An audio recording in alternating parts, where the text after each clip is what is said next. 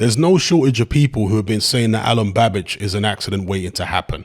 And that accident nearly happened in this fight here against French journeyman David Spilmont, who was 11-7-1 coming into the fight. He'd been stopped 3 times prior. He is a big guy, southpaw, 250 odd pounds. Alen Babic, as always, comes in with reckless abandon, swinging wide shots. So he's always open to short uppercuts and straight shots down the middle.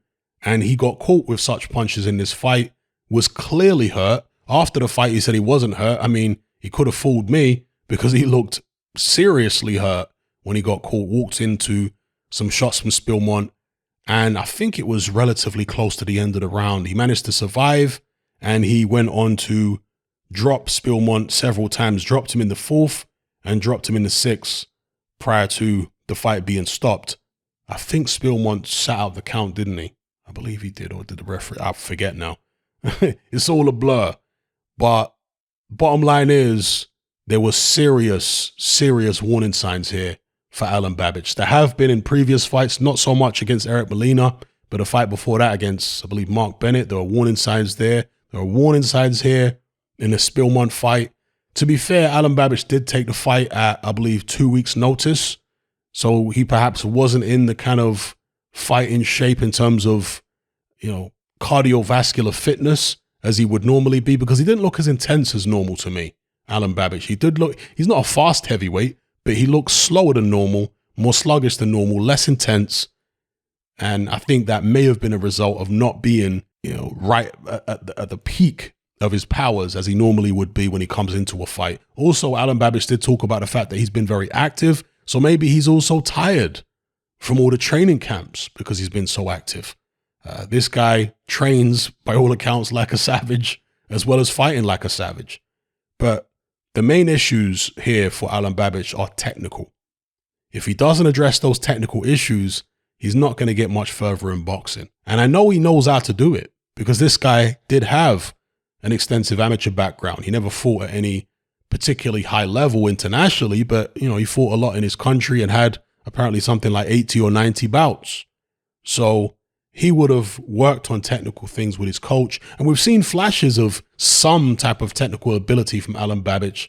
In the Bennett fight, we saw it a bit against Molina, where he would bounce up and down and he'd use his jab and he'd think about what he was doing before he launched an attack. He'd set up his attacks a bit more intelligently. There was none of that here. It was just reckless abandon. There was no jab or anything like that. He was just going for the knockout from the opening bell, swinging these wide shots.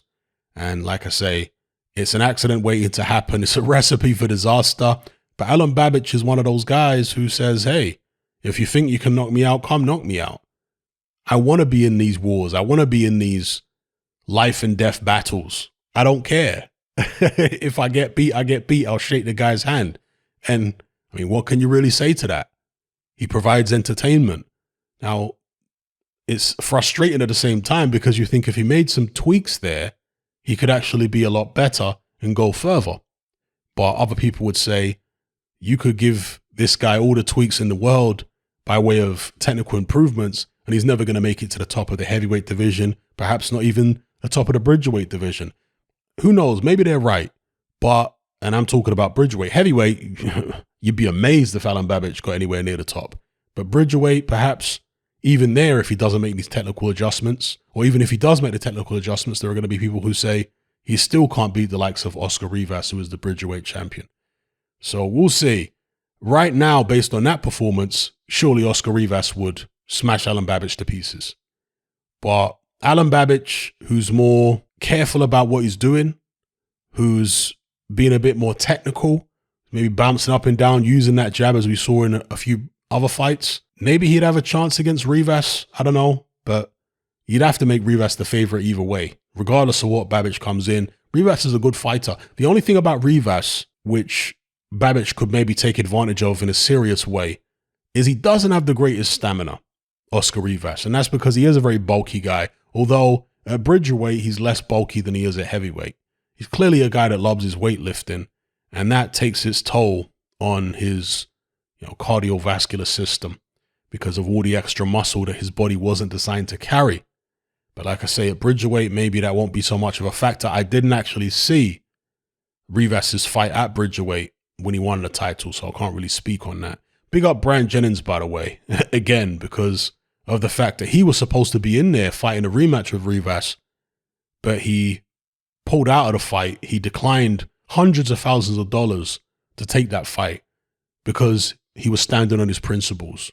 So big up Brand Jennings for that. Anyway, let me know what you guys thought in the comments below about Babic's performance here, the accident waiting to happen.